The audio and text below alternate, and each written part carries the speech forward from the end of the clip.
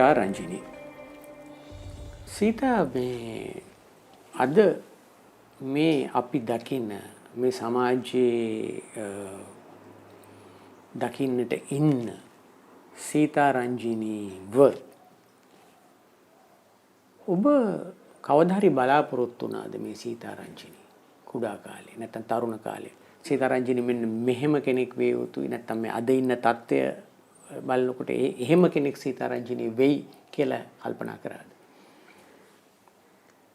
එහෙම දැන් තරුණ කාලේ නැත්නම් අපි එක එක අවදීන් තියෙනවානේ. පොඩි කාලේම එහෙමනම් බලාපොරොත්තුවක් තිබුණේ නැහැ. තරුණ කාලේ එනකොට විශේෂයෙන් මම ලියන්න පුරුදු මේ මට හැකියාව ලැබුණ වෙලාවේ මම ලිවීම මගේ ජීවිතේ කරගන්න ඕන සහ මම ලිවීමෙන් ඉස්සරහට යන්න ඕන කියන අදහස තිබුණා මට. මම වෙන මොන හරි ජොබ් එකක් කරා වුණත් ඒ කාලේ හැටියට මම අපි විභාග දැන් උසස් පෙළේම සමත් වෙලා ඊට පස්සේ සමාජයට එනකොට හිතන්නේ මොකක් හරි රැකියාවක් සම්බන්ධයෙන්නේ. එතකොට එතනදී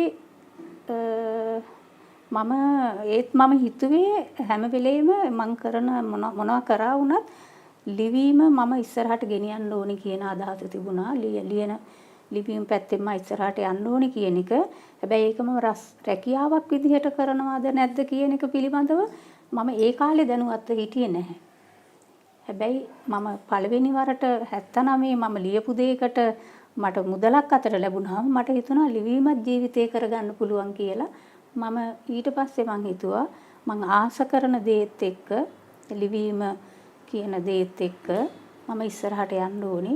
ඒ හරහා මගේ ජීවිතය ගොඩනගා ගන්න ඕනි කියලා ඒ වෙලාවේ තමයි මට අදහසක් ආවේ.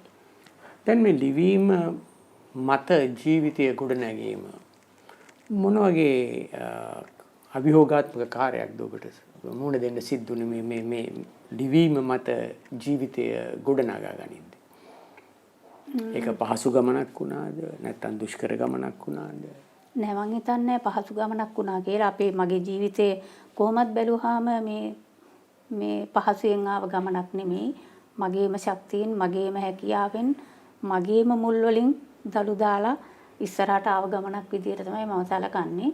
නැතුව මේ අපිට එන්න පහසුකම් පෞල් පරිසරය හෝ මම හිටපු පරිසරය හෝ එහෙම මට මේ අත දෙන්නවා කියන එක වැරදි.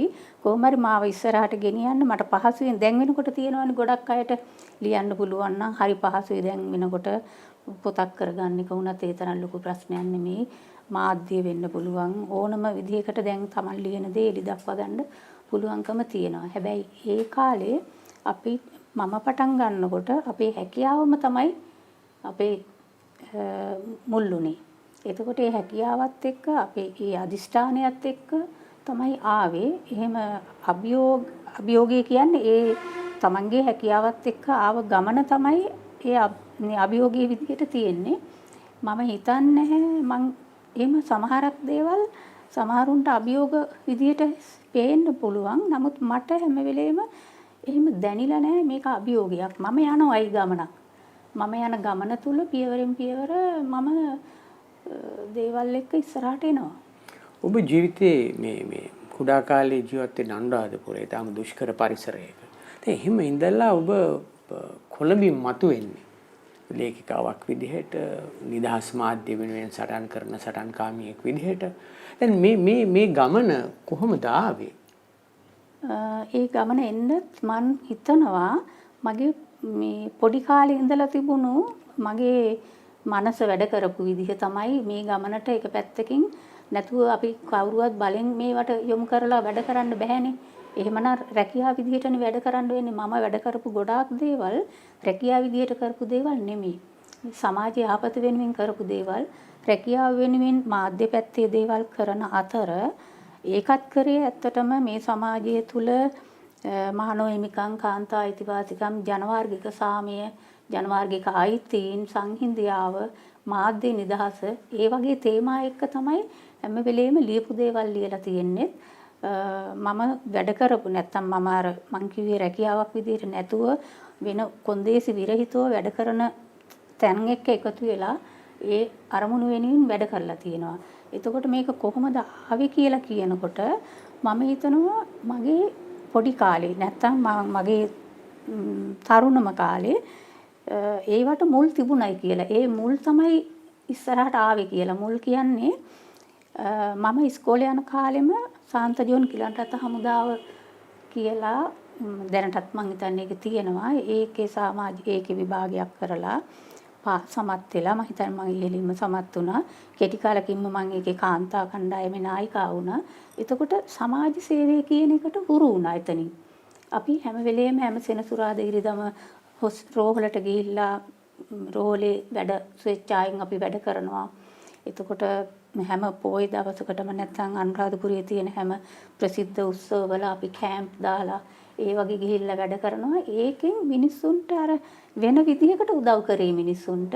මිනිස්සුන් ඒ වෙලාවට එන කවුරු හරි ලෙඩ වෙලා එන අයට අපි බෙහෙත් දීලාද නැත්නම් తాවකාලික ප්‍රථම ආධාර දීලා ඒ වගේ දේවල් අපි හරි ආසාවෙන් කරා ඇත්තටම.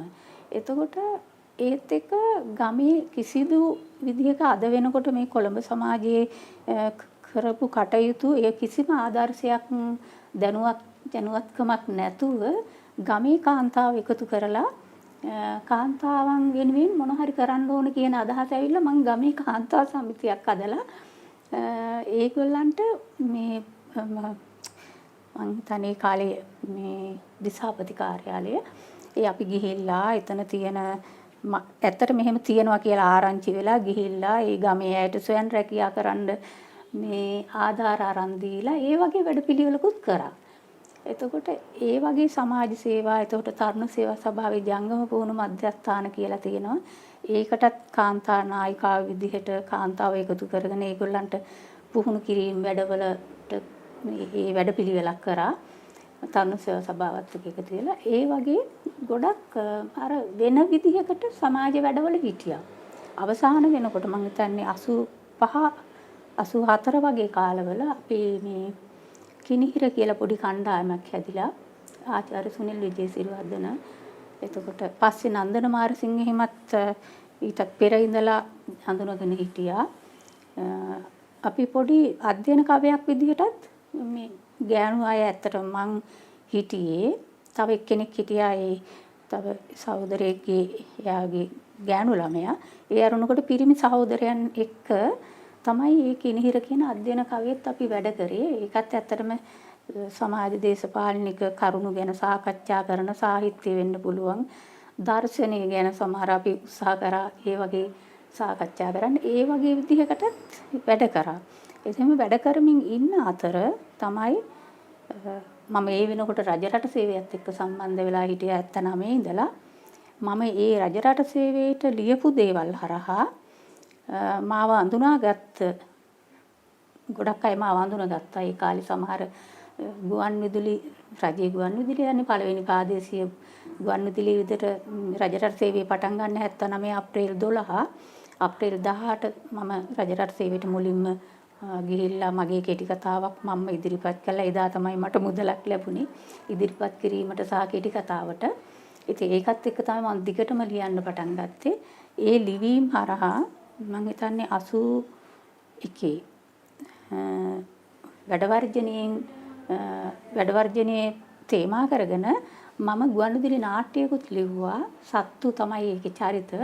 නමුත් අර වැඩවර්ජනයේ තමයි මේ තේමා කරගත්තේ. එතකොට ගොඩක් අය ඒක අහලා සමහර අය මාව බලන්න ඒ කාලේ අපේ ඇඩ්‍රස් එක යනවා. සම්පූර්ණ ඇඩ්‍රස් එක නැතත් යනවා.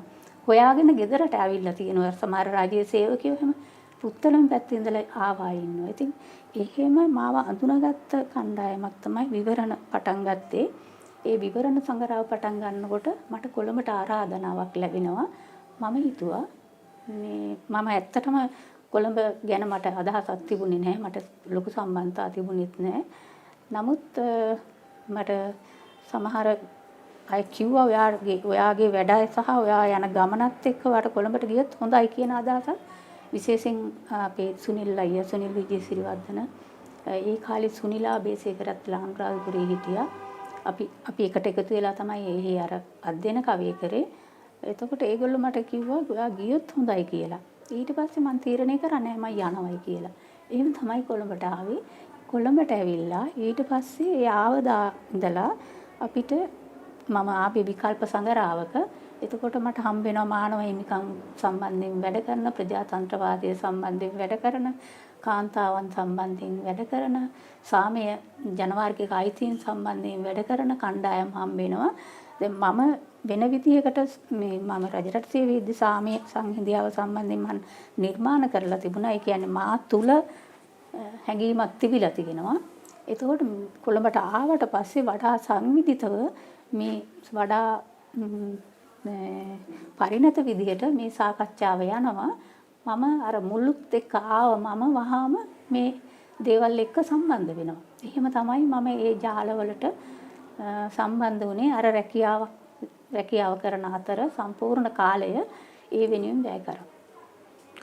ඊට පස්සේ ඔබ කොළඹ පළපදියම් වෙනවා. ඔව් දිගටම කොළඹ පදිංචි වෙනවා. එතනින් එහාට මේ ඉතින් මට තේරුණා මේ මං මේ සමාජ වැඩත් එක්ක දායක වෙලා මට මෙතන ලොකු කාර්යභාරයක් කරන්න පුළුවන් කියන අදහසත් එක්ක සහ මට හිතෙනවා මගේ ගමන ආපස්සට යන්න ඕනේ නැහැ. එහෙම ආපස්සට ගියොත් එතකොට නැත්තම් මට ගුරුපත්වීම් දෙන්න ඒ වගේ දේවල් වලට මට අවිල්ලත් කතා කරා. මගේ පවුලේ අය අම්මලා තාත්තලා උනත් කැමති වුණා. එහෙම රජයේ රැකියාවක් කරන එක මාධ්‍ය කරනවා මේ ලියනවා කියන එක කවදාවත් රැකියාව අදටත් වෘත්තියක් විදිහට ලොකු මේ වෙන පිළිගැනීමක් නැහැනේ. නීතිමය පිළිගැනීමක් නැහැනේ. මාධ්‍ය වෘත්තිකයෝ විදිහට ඉන්නවා. හැබැයි ඒක නීතිමය විදිහට මෙන්න මෙහෙමයි පඩි දෙන්න ඕනේ, පඩිපාලක මේවලද ඒ වගේ මොනවත් එහෙම නීතිමය මේකක් නැති වැඩක්නේ.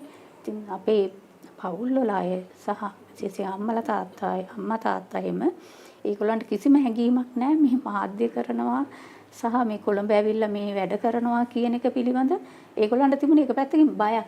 විශේෂයෙන් 88 89 කාලේ එහෙම මගේ තිබුණ පොත්පත් මම ලියපු දේවල් වල පිටපත් තිබුණේ ඒවා ඔක්කොම ගිනි තියලා තිබුණා. මගෙන්වත් අහන්න නැතුව ඒ කාලේ අහන්න විදියකුත් නැහැ. අපිට දුරකථන නැහැ. නමුත් ඒගොල්ලෝ බය වුණා මම කරන වැඩයි මම ලියන දේවලුයි එක මගේ මොනවත් තියාගන්න නැතුව මගේ ඒ කාලේ තිබුණ පොතුයි ඔක්කොම ගිනි තියලා තිබුණා. ඒ ඒගොල්ලන්ට අදහසක් තිබුණේ මම මේ කරන්නේ මේකත් යම් විදිහකට අපේ ජීවිත ගමන ගෙනියන වැඩක් විදිහට සැලකුණේ නැහැ. ඒ නිසා පුළුවන් තරම් ඒ කාලේ උත්සාහ කරා එන්න කියන්න ගමට. නමුත් මං හිතුණා නෑ මම එතනින් ඒ ආව ගමන ඉස්සරහට මිසක් ආපස්සට යන්න ඕනේ නැහැ කියලා හිතුණා. දැන් ඒ ආපු ගමන ගැන ඔබ තෘප්තිමත්ද? ඔබ සතුටුද? මම නම් හිතනවා මම තෘප්තිමත් මම සතුටුයි. මොකද සමහර දේවල් තියෙන්න පුළුවන්. දැන් සමහර දේවල් තියෙන්න පුළුවන්.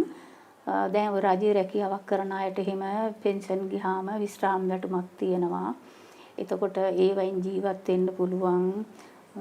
පවුලක් වෙලා එතකොට ඒ පවුලත් එක්ක ඉන්නවා. ඒ ඔක්කොමත් එක්ක ඒක තමයි ජීවිතය කියලා හිතන අය ඉන්නවා. නමුත් මම හිතනවා නෑ කමක් නෑ. මමත් ජීවත් වෙනවා. මම කවදාවත් මං කරපු දේවල් සම්බන්ධයෙන් මං ආපු ගමන සම්බන්ධයෙන් කිසිදු විදිහකට පසුතැවෙන්නේ නැහැ. මට පුළුවන් උපරිමයෙන් වැඩ කරා කියන මම යමක් කරා කියන අදහස මට තියෙනවා. සහ මට තවදුරටත් මම කරනවා කියන අදහස තියෙනවා. ඉතින් මම ඒකත් එක්ක තෘප්තිමත්. ඒ නිසා මම ඒ ගැන කිසිදු පසුතැවීමක් මොනවත් නැහැ. දැන් සිතා ඔබ මේ ආපු ගමනේදී ලේඛනය පදනම් කරගෙන එතනින් එහාට විවිධ වූ සමාජ සත්කාරයන්ට ඔබ දායක වෙනවා. ඔබ කලින් සඳහන් කළා වගේ මානව හිමිකම්, කාන්තා හිමිකම්, මාධ්‍ය නිදහස, ජනවාර්ගික සංහිඳියාව මේ වෙනුවෙන් ඔබ බොහෝ දේවල් කරනවා. මේ ලියන කියන දේවල් වලට අමතරව. දැන් මේ කරන අවස්ථාවන් සමහර වෙලාවලදී අපි දන්නවා පාලකයන්ගෙන් වෙන්න පුළුවන්, සමාජයෙන් වෙන්න පුළුවන්, වෙනත් පරිබාහිර බලවේගයන්ගෙන් වෙන්න පුළුවන් දැඩි පීඩන එල්ල වුණු අවස්ථාවල් තිබුණා. කොහොමද මේ වගේ දැඩි පීඩන මැද්දේ මේකට මුහුණ දුන්නේ? කොහෙන්ද හයිය ලබා ගත්තේ? ඒ හයිය මං හිතන්නේ මා තුලින්ම තමයි මගේ තුලින්ම තමයි හයිය ලැබුණේ. අදටත් එහෙමයි එදත් එහෙමයි. ඉතින් ඒක කවුරු දෙන දෙයක් නෙමෙයිනේ අත්තට මේ හයිය ලබා ගන්න පුළුවන් Tamanටම කියලා තමයි මං හිතන්නේ. අපි එක පැත්තකින් සාමූහික වැඩක ඉන්නකොට ඒ සාමූහික ඒ හැඟීමත් එක්ක එන ශක්තියකුත් තියෙනවා. එවැනි අභියෝගාත්මක කාලවල. නමුත් අපි ඉන්නේ තනියම. අපි එකට වැඩ කරනකොට එකට හිටියට අපි තනිව අපි ඉන්න තැනක ඉන්නවනේ. එතකොට එතන යම් අභියෝගයක් තිබුණා තමයි. නමුත් ඒ දැඩි පීඩන නැත්තම් එහෙම පීඩාකාරී වාතාවරණවලත් සමහර විට බය දැනුණු තැන් තියෙනවා තනියම ඉන්නකොට එහෙම. නමුත් ඒක අර වැඩත් එක්ක එහෙම අමතක කරලා අර අපේ තුලින් එන ශක්තියක් තියෙනවනේ ඒකට මුහුණ දෙන්න. ඒකට යම් විදිහකට ඒ හිතින්ම සූදානම් වෙලා ඒ හිතින් මේ ශක්තිය ගොඩනගාගෙන එහෙම මුහුණ දුන්නා කියන එක තමයි මට කියන්න තියෙන්නේ. ඔබේ ලේඛන කලාව ගැන ගත්තාම මේ අපි දකින එක් සුවිශේෂත්වයක් තමයි විශේෂයෙන් මේ සිංහල පාඨකයාට දුරස්ත වෙලා තිබුණු මේ දෙමළ සාහිත්‍යය. ඔබ උත්සාහ ගන්නවා සෑහෙන්න මේ දෙමළ සාහිත්‍ය සිංහල පාඨකයාට හඳුන්වා දෙන්න, සමීප කරන්න. දැන් ඒක ඔබේ අර ආපු න්‍යාය පත්‍රයේම කොටසක්. හැබැයි මේ මෙහෙම දෙයකට මුලපිරුවේ ඇයි? එතකොට එතෙන්දි මොන වගේ ප්‍රශ්න මැද්දේද ඔබ ඒ කාර්ය කළේ? ඒක ඇත්තටම මම දැන් ලේඛිකාවක් විදිහට මම අමතක වෙන්න කලින් කියන්න ඕනේ මම ලියන්න තියෙන දේවල් ඇත්තටම මට තියෙන අත්දැකීම් මම ලියලා නෑ තවමත්. මට මගේ යාළුවෝ නිතරම කියන දෙයක් තමයි ඔයා ලියන්න ඕනේ. ඔයාගේ අත්දැකීම් ඔයා තරම් එහෙම මේකට මේ තනි ගෑණියෙක් විදිහට මුහුණ දුන්නු ජීවිතේට මේ ලොකු අභියෝගات එක්ක මුහුණ දුන්න කෙනෙක් නැහැ නේ. ඔයාගේ අභියෝග ලියන්න ඕනේ. ඔයාගේ වැඩ කරපු ශේෂ්ඨවල අත්දැකීම් තියෙනවා, පුජ්‍යලික අත්දැකීම් තියෙනවා ලියන්න ඕනේ. මම ඒවට කාලය මං හැමතිස්සෙම අර තවමත් ඒ සමාජ වැඩවලට කාලය දෙනවා මිසක් අර නිදහස්ව ඉඳගෙන ලියන වැඩේ මම කරන එක ටිකක් අඩුයි. මං හරිම අඩුවෙන් තමයි ලියලා තියෙන්නේ කියන එක තමයි මං හිතන්නේ. අර අහපු විදිහට අර ජනවාර්ගික විශේෂයෙන් වෙනත් දෙමළ ජනතාවගේ ඒ සාහිත්‍ය හඳුන්වා දෙන්න උත්සාහ කරේ.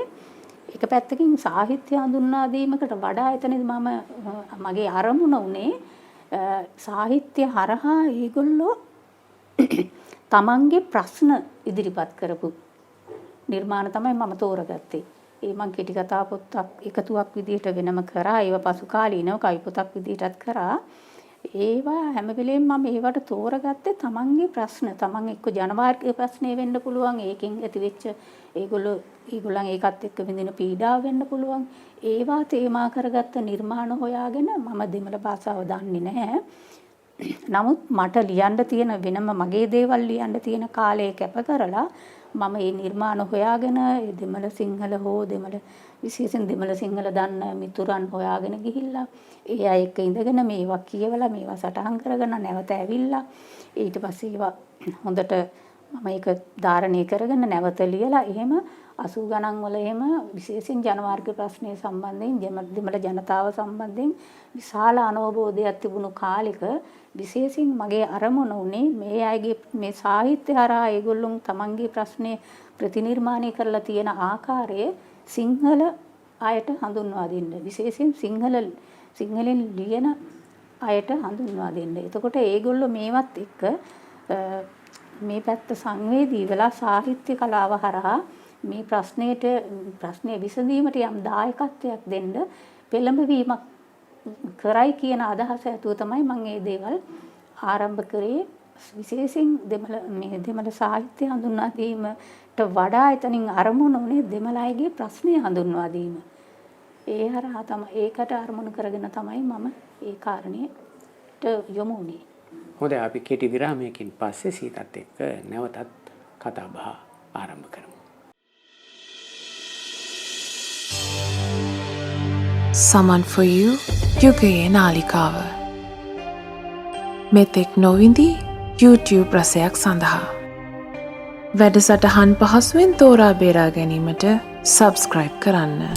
වැඩසටහන් විස්තර ලබා ගැනීම සඳහා බෙල් අකුණ ක්ලික් කරන්න. someone for you. සිත දැන් ඔබට ඔබේ මේ ජීවිතයේ ඉස්සරහට ගෙන යද්දී ඇති වෙච්ච යම් යම් පීඩාවන් ගැන අපි කතා කරා. ඒවට මුහුණ දුන්න ආකාරය ගැන කතා කරා. දැන් මේ පීඩාවන්ට අමතරව ඔබ එක්තරා වකවානුවක මේ රෝග පීඩාවලුත් ඔබට කරදර සිද්ධ වෙනවා. බාධක සිද්ධ වෙනවා. මම හිතන්නේ ඒකත් අපි කතා කළ යුතු මාතෘකාවක් කියලා. ඔව් කතා කරන්න පුළුවන්. රෝග පීඩාවන් කියන ඇත්තටම ඉතින් ඒක වරපතල රෝග පීඩාවන්ට මුහුණ දීලා තියෙනවා. 98 තමයි ඇත්තටම මුලින්ම මම බ්‍රෙස්ට් කැන්සර් නැත්නම් පියවරු පිළිකා රෝගී බවටපත් උනේ. හැබැයි එතනදිත් මම ගොඩාක් වැඩ කරන කාලේ 98 ඒ කියන්නේ 90 ගණන් ගොඩාක්ම මේ මාධ්‍ය සටන් මම කියපු විදිහට අපි ඔය සමාජ ක්‍රියාකාරීන් විදිහට කරන වැඩ එතකොට යුක්තිය පත්‍රයේ වැඩ කරේ ඒකත් පූර්ණ කාලීනව වැඩ කරන එකක් ඒත් එක්ක ඇත්තටම මට මම ඒක පොඩි මේ වරද්ද ගැනීමක් කරා කියන්නේ මට දැනුණා පියවරු පිළිකාවක්ද කියලා දන්නේ නැහැ. ඒ කාලේ හැටියට අද තරම් ගොඩාක් දැනුවත් කිරීම නැහැ. නමුත් මට දැනුණා මොකක් හරි ගැටලුවක් මට තියෙනවා කියන එක. ඒක දැනුනේ මං හිතන්නේ අවුරුද්දකට එකමාරකට විතර පෙර. හැබැයි මං හැම වෙලේම වැඩ තියෙනවා. මට දැන් පත්තරේ වැඩ තියෙනවා. නිදාස් මාධ්‍ය ව්‍යාපාරේ මම ඒ වෙනකොට ලේකම් විදියට හිටියේ. එතකොට එතන වැඩ තියෙනවා. අනිත් වැඩ තියෙනවා. ඒවත් එක්ක අමතක වෙනවා. මොකද ඒක ගිලිහෙනවා. ඔව් ඒ සම්පූර්ණ මගේ පැත්ත ගිලිහෙනවා. මම අර වැඩත් එක්ක ඉන්නවා. හැබැයි එක වෙලාවක මට තේරුණා මේක ඒ කියන්නේ ඇහැට පේන දෙයක් නෙමෙයි. නමුත් ඇතුලෙන් තියෙනවා වෙනසක්. එතකොට මම දැන් හිතුවා හැබැයි දැන් හරි නැහැ කොහොම හරි. ඇත්තටම මට ඒ වෙලාවේ යාළුවෙක් තමයි මම යාළුවා මොන හරි වෙන තවත් වැඩකට මට කතා කරනකොට මම කිව්වා ඔයගොල්ලන්ට වැඩවලට කතා කරන්න වෙයිද දන්නේ නැහැ මට මේ ප්‍රශ්නයක් තියෙනවා. මම ඒක ගොඩක් කල් ඉඳන් අමතක වෙමින් හිටියා. දැන් හැබැයි ටිකක් ඒක අවදානම් කියලා හිතනවා කියලා. ඊට පස්සේ යාළුවා ගිහිල්ලා මං කිව්වා බලන්න කියලා දැන් දන්නේ කවුරු ගාවට යන්න ඕනේ කියලා. ඊට පස්සේ හිතුවා අර ගයිනකොලොජිස්ට් ඒ කියන්නේ නාරි වෛද්‍ය වරියක් ගෑනු කෙනෙක් ගෑනු කාන්තා ડોක්ටර් කෙනෙක් ඉන්නවද කියලා බලන්න කියලා පෞද්ගලික ස්පිරිතාලෙක එයා කිව්වා අහවල් තැන අහවල් වෙලාවට ඉන්නවා කියලා. මං ගිහිල්ලා එයාව channel කරලා පෙන්නුවාම මට තේරුණා එයා මට සර්ජන් කෙනෙක්ව රිපර් කරලා ලියුමක් දුන්නා. එයා ලියලා තිබුණ එකේ ප්‍රශ්නාර්ථයක් දාලා මට තේරුණා එයා මගේ ලෙඩේ අඳුනගත්තා කියලා. දැන් අර සර්ජන් ගාවට යන්නත් මම දැන් පරක්කු කරනවා වැඩත් එක්ක. දැන් සති 2-3ක්ම පරක්කු කරා. සති 4ක් විතර පරක්කු කරා. ඊට පස්සේ මගේ යාළුවෙක් ඉන්නවා මහරෝලේ. එයාට කිව්වට පස්සේ එයා මට බැන්න අන්තිමට. මම දැන් හරියන්නේ නැහැ මේක එන්න ඕනේ කියලා බලනකොට වැඩේ කැන්සර් බවට පත් වෙලා ඒක ගොඩක්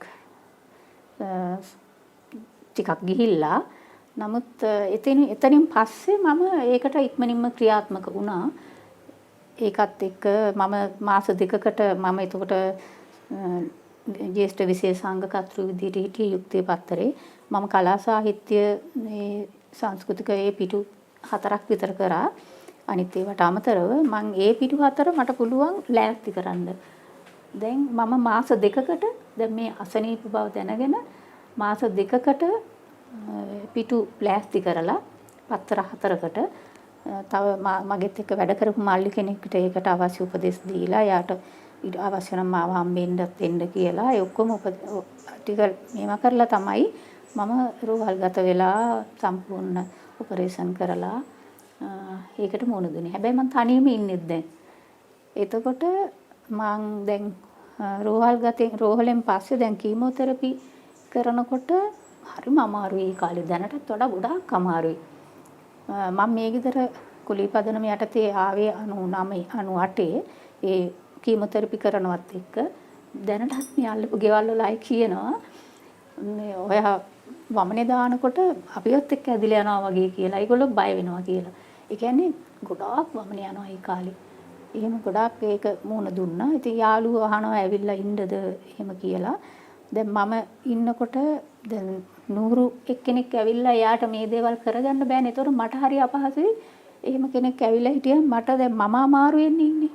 එතකොට එයාට සලකන්න විදියක් නැති නිසා එකම එක පාරක් යාළුවෙක් ආවා. ඊට පස්සේ මම කාටවත් කිව්වේ නැතුව මම ඒකට මුණ දුන්නා. අමාරුම මාස 6 මුණ දීලා අවසාන කිමෝതെරපි එකත් එක්ක දවස් 10ක් විතර අමාරු වෙනවා. ඒත් එක්ක ඔක්කොම කොණ්ඩේ ගිහිල්ලා ඔක්කොමත් වෙලා මම වැඩට ගියා. මට එන්න කියලා කිව්වේ නෑ. නමුත් මම ඒකත් එක්ක වැඩට ගියා. ඊට පස්සේ ආයිත් ඒ රැල්ලේ වැඩ පටන් ගත්තා. මේව දිගට වැඩ කරගෙන ගියා. ගිහිල්ලා ආයිමත් 2015 2014 ඉඳලා මට හුස්ම ගන්න හරි අමාරුයි. දැන් මම හිතන්නේ 20 එක කියලා. මට යාළුවෙක් කිව්වා මේ දේශීය වෛද්‍යවරයෙක් ගැනත් එයා නාඩි අල්ලලා බලලා කියනවා කියලා. ඊට පස්සේ එයා ගාවටත් ගියා. මම එයාට කිව්වත් මම මෙහෙම ප්‍රශ්නයක් තියෙන කෙනෙක් කියලා. ඉතින් එයා කිව්වා නෑ ඒකට අදාළ කිසිම ප්‍රශ්නයක් නෑ කියලා. එයා දුන්නා බෙහෙත්. එක එක. ඉතින් මම ඒකත් බිව්වා. හරි ගියේ නැහැ. හුස්ම ගන්න හරි අමාරුයි. ඉන්හෙලර්ස් ගන්නවා. එකක්වත් අල්ලන්නේ නැහැ. අන්තිමට බලාගෙන ගිහිල්ලා අන්තිමට මට තේරුණා මගේ පෙනහළු වල ප්‍රශ්නයක් මටමයි තේරුණේ. ලොකු ප්‍රශ්නයක් තියෙනවා 21ට අමතක කියලා. ඊට පස්සේ මම විශේෂඥ වෛද්‍යවරයෙක් channel කරලා ගිහිල්ලා පෙන්නුවාම එයා දුන්න බෙහෙත් දුන්නා.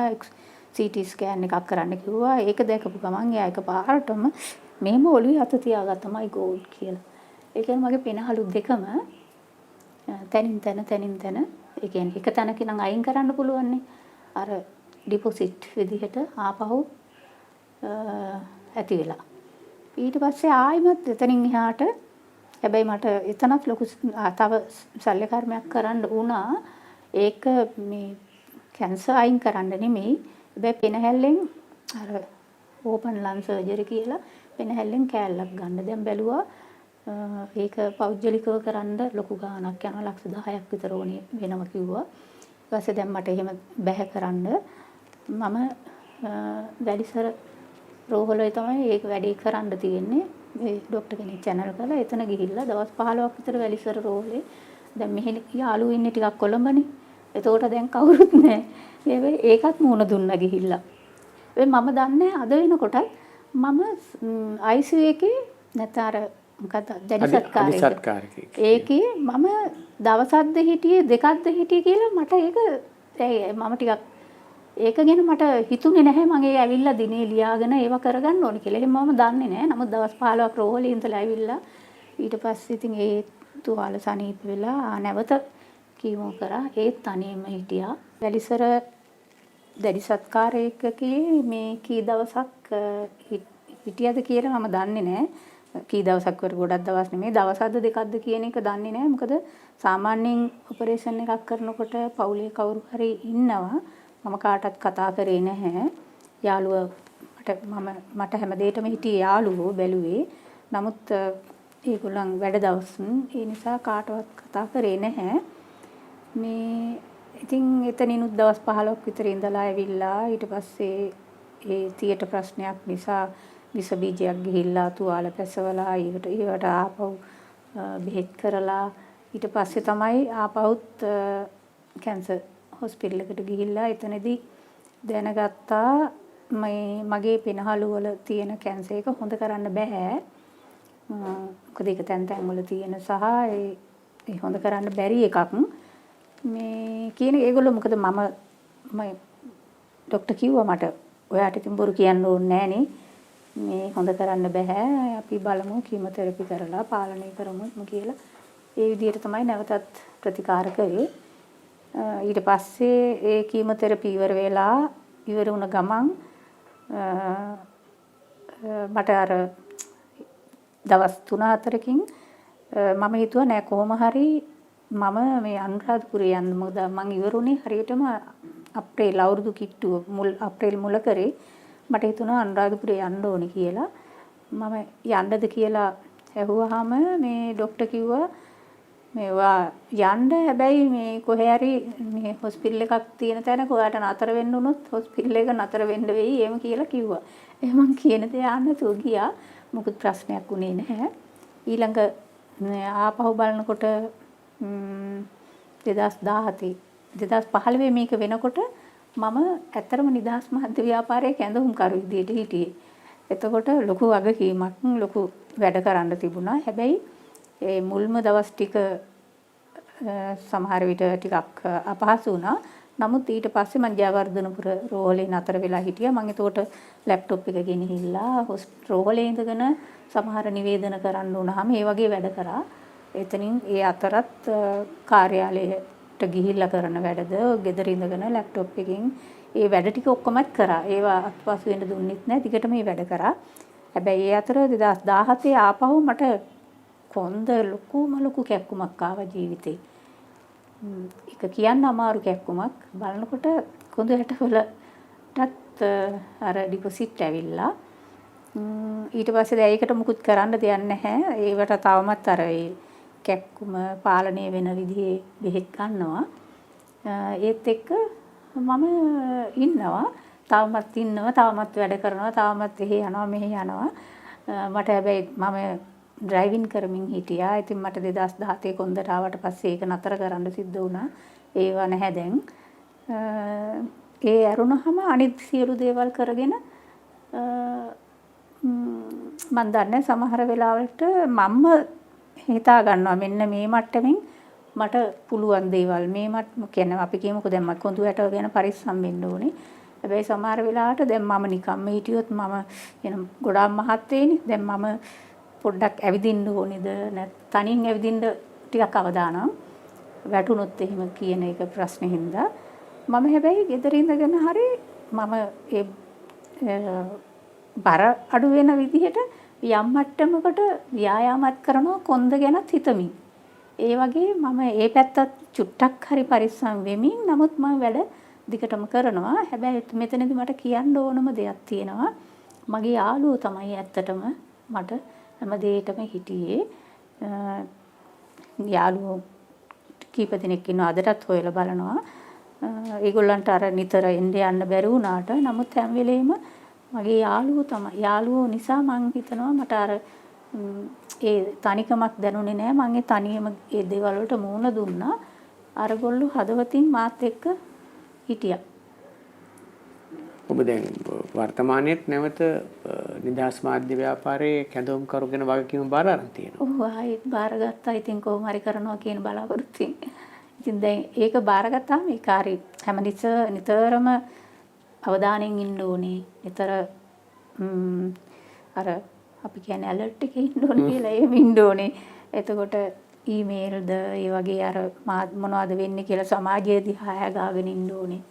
මොනවාද සිදුවීම් පැත්ත ඊට අමතරව අභ්‍යන්තරිකව අපි කරන කටයුතු තියෙනවා ඒවා කරන්න ඕනේ.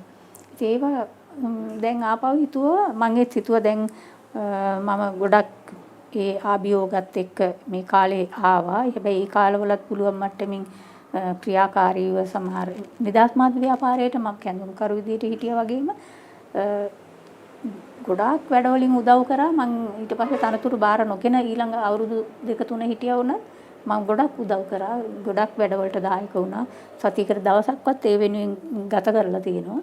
එහෙම වැඩ කරලා දැන් ආපහු සතියම ගත කරන විදිහේ තනතුරු බාර අරගත්තා. මේ හැබැයි මට අර මම ලියන්න තියෙන ඒ කියන්නේ අර මට යාළුවෝ හැම වෙලේම කියන එකක්. යාළුවෝ ගෙදරට ආවොත් කීප දෙනෙක් ඉන්නවම නිතර ඇවිල්ලා මාව ගැන බලන යාළුවෝ දෙතුන් දෙනෙක්. ඒගොල්ලොත් හැම වෙලේම මට බලපෑම් කරන්නේ මේ අවුරුද්දේ කොහොම හරි වාගේ පොත ලියන්න ඕනේ. මේ අවුරුද්දේ ලියන්න ඕනේ. ඒ වගේ මට බලපෑම් කරනවා මගේ අත්දැකීම් මම මේ ජීවිතේට මුහුණ දුන්න විදිය ගැන නැත්තම් මම වැඩ කරන තැන්වල ඒ අත්දැකීම් ටික ලියන්න කියලා. ඉතින් දැන් මේ වැඩෙත් එක්ක නැවතත් ඒක පස්සට යන විදියක් තමයි තියෙන්නේ. එතකොට ඒක ලියන්නෙම නැද්ද? උත්සාහයක් තමයි දරන්නේ. මට හැම වෙලෙම අර බාහිර සමාජයේ වෙන දේවල් වලට අවධානය යනවා වැඩි. මට දැන් අපි කියමුකෝ දැන් මේ COVID-19 ආවනේ. දැන් ඒ කාලේ ගොඩාක් අයට වැඩ කරන්න පුළුවන් කාලයක් නේ. ගෙදරට වෙලා ඉන්න උනා මාස දෙකමාරක්. හැබැයි මට ඒක කරන්න මං ගෙදරට වෙලා හිටියා වුණාට මට ලියන්න බැරි වුණා. මේ මානසිකව මට දැන් හිතුණා අපි නිකන් සමාජයේ අර සක්‍රීය සමාජයක් එක්කනේ අපි හිටියේ. එකපාරට සමාජය අක්‍රිය වුණා. එතකොට අපේ සම්බන්ධතා ඔක්කොම වැඩ දේවල් ඔක්කොම එන හිටියා. ඉතින් ඒකත් එක්ක මානසිකව ඒක දරා ගන්න අමාරු වුණා. ඒ නිකන් දැන් මම ජීවිත කාලයක් තනියම හිටියා වුණාට මට කවදාවත් තනිකමක් දැනිලා නැහැ. ඒ වෙලාව නිකන් මට අමුතු අර හුදකලා වීමක් වගේ එහෙම එකක් දැනුණා. ඒකත් එක්ක ඒ කාලයත් මට ලියන්න අමාරු වුණා. මොනවද වෙන්නේ මිනිස්සුන්ට වෙන කරදර මිනිස්සුන් රක්ෂා නැති වුණා මිනිස්සුන්ට ආදායම් මාර්ග නැති වුණා මේ මිනිස්සුන්ට මේ කැම බීම ප්‍රශ්න ආවා. ඉතින් ඒ වගේ දේවල් ඒ ප්‍රශ්න අතර යම් ක්‍රියාමාර්ග ගන්නවා වුණාට අර ඒ දේවල් එක්ක හිත මේ හෙල වෙනවා වැඩි. ඉතින් ඒකත් එක්ක ටිකක් ඒ කාලෙත් මට ලියන්න බැරි වුණා. එහෙම නිදහස් කාලයක් තිබිලත් එළියට යන්නේ නැති ඒක ලියා ගන්න අමාරු වුණා. නමුත් කොහොම හරි උත්සාහ කරනවා. වෙන දේවල් ලියනවා කරනවා. නමුත් අර කියන විදිහේ තැන්පත්ව ඉඳගෙන දැන් මහා සම්භාරයක් අත්දැකීම්නේ. ඒතකොට මේවා ගුණ කරගන්න ඕනේ. ඒ ගුණ කර ගැනීම තමයි මම කරන්නේ නැතු ඉන්නේ. සමහරට අමතකත් වෙනවා. ගොඩක් දේවල්. ඒ තමයි සීතා රංචිනි. Someone for you යුගයේ නාලිකාව. මෙතෙක් නොවිඳි YouTube රසයක් සඳහා වැඩසටහන් පහසුවෙන් තෝරා බේරා ගැනීමට subscribe කරන්න. වැඩසටහන් විස්තර ලබා ගැනීම සඳහා බෙල් අකුණ ක්ලික් කරන්න. Someone for you.